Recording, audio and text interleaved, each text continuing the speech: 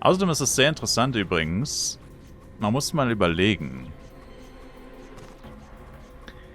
Wenn jetzt das neue Update kommt, ne? Wie werden sie es balancen? Weil theoretisch, wenn du nie auf dem FEC-Server gespielt hast, oder auf einem FEC-Server, whatever, dann ist ja das beste Item, was du haben kannst, einfach nur eine stinknormale Lusakas Crystal Axe, maximaler Crit Damage 65%, ne? Wenn du jetzt aber eine goldene hast, muss ich nachschauen, was ist 77, glaube ich.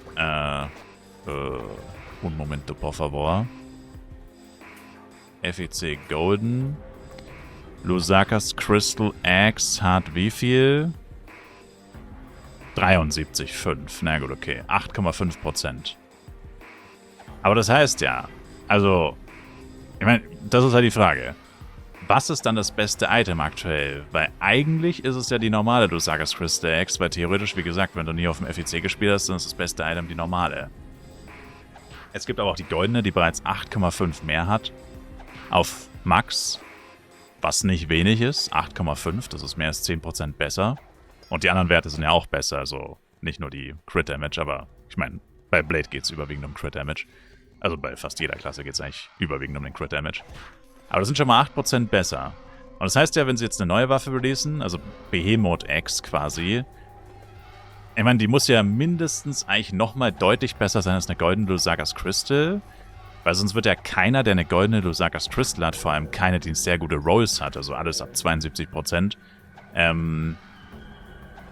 der wird sich ja niemals eine Behemoth X holen, wenn die dann zum Beispiel nur, sagen wir, 78 hätte oder so. 78 wäre aber 13% besser als die normale Lusakas Crystal Axe, also schon deutlich besser. 20%, um genau zu sein, 20% mehr Crit Damage. Und das heißt, machen sie dann eine Axt, die einfach nur deutlich besser ist als die normale Lusakas Crystal Axe? Oder gehen sie davon aus, naja, das beste Item ist nicht die normale Lusakas Crystal Axe, wer nicht FEC gespielt hat, hat halt Pech gehabt. Das beste Item ist die goldene Lusakas Crystal Axe, dann machen sie 10 bis 20% besser als die goldene. Und 10 bis 20% besser als die goldene wären 80 bis sogar knapp 90% Crit Damage und damit dann ultra viel besser als die normale Lusakas Crystal Axe. Also, das ist halt die Frage, ne, weil wenn sie die normalen Lusakas Crystal Waffen als, und das finde ich wäre eigentlich das Richtige, weil wie gesagt, ich meine, kannst ja eigentlich nicht dann temporäre Items, die man nur beim FEC bekommen kann, kannst du ja eigentlich nicht als das aktuelle Cap betrachten, weil die Waffen ja einfach nicht jeder hat.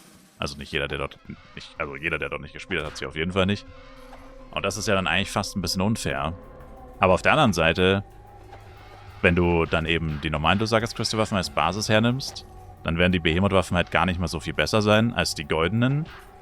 Und das wiederum bedeutet, wie gesagt, dass jeder, der goldene Waffen hat, wahrscheinlich auf die Behemoth-Waffen fetten Shit geben wird. Weil warum sollst du dir im Fall von der Axe zum Beispiel, mal angenommen, die erste Axe, die droppt, wird wahrscheinlich auch wieder für vierstellige Beträge verkauft werden. Also umgerechnet in F-Coin vierstellige Beträge. Das heißt 1000, höchstwahrscheinlich sogar eher 2000 Euro, sowas in dem Dreh.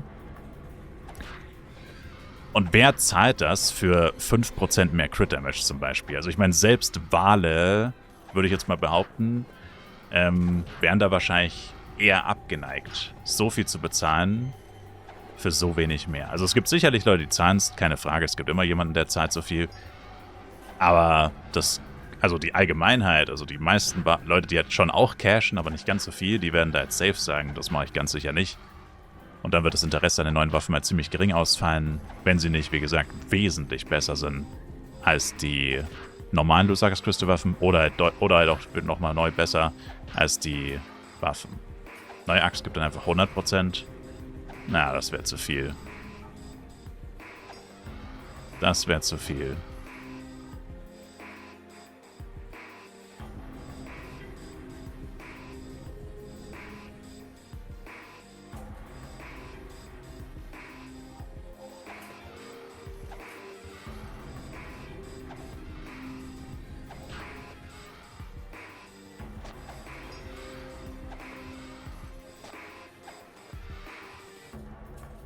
Mehr als Yggdrasil X? Na. Also ich denke, wie gesagt, entweder es wird 20% besser sein als die normale Lusakas X, oder 10 bis 20% besser als die goldene. Ich denke, die beiden Optionen haben wir. Also entweder sie entscheiden sich für, wir nehmen normale Lusagas Crystal Waffen als Baseline und bauen darauf auf, oder wir nehmen die goldenen Lusagas Crystal Waffen und bauen darauf auf.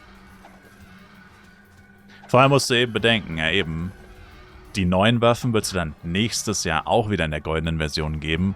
Allein schon deswegen kannst du es eigentlich nicht zu sehr übertreiben, weil wenn jetzt, was du sagst, wenn die neue Behemoth X schon 100 hätte, dann müsste die goldene dann 110 haben. Und das ist ja dann fast doppelt so gut wie die aktuelle Lusagas Crystal X und das ist ja viel zu krass. So, also das wäre Power Creep des Todes. Dann wäre nächstes Jahr FEC Max Damage, Max DPS bei 7 Millionen wahrscheinlich oder so. Naja, gut, okay, so krass vielleicht auch nicht, aber die anderen Items werden ja auch besser. Set-Teile, Schmuck und so wird ja wahrscheinlich auch neues Zeug released werden. Plus viel höheres Base-Level, Base-Stats und so. Es wird ja alles krasser. Dann bist du echt bei Flive PC 2.0 schon wieder. Und das nach gerade mal 3 Jahren. Das wäre ein bisschen schnell. Aber ja, das ist halt so der Gedanke. Deswegen ist es eigentlich schon nicht schlecht, wenn man den FEC spielt und sich für die Klasse, die man spielen will, die goldenen Waffen holt. Weil dann ist es eigentlich relativ unwahrscheinlich, dass du ein sehr großes Verlangen hast, dir die neuen Waffen zu kaufen. Weil deine Waffe schon mal wesentlich besser ist als Crystal-Waffen zum Beispiel.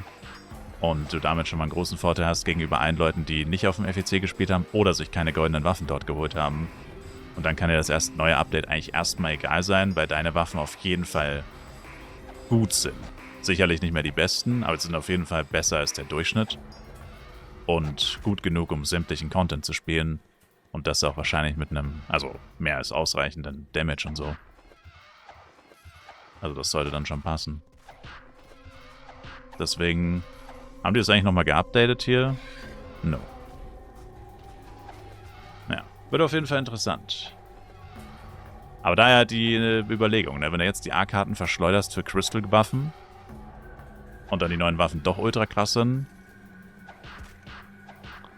dann bereust du es halt ein bisschen wahrscheinlich. Und wenn die neuen Waffen dann, wie gesagt, kaum besser als Gold sind, dann wirst du denken, na, war die richtige Entscheidung. Das weiß man natürlich erst später irgendwann.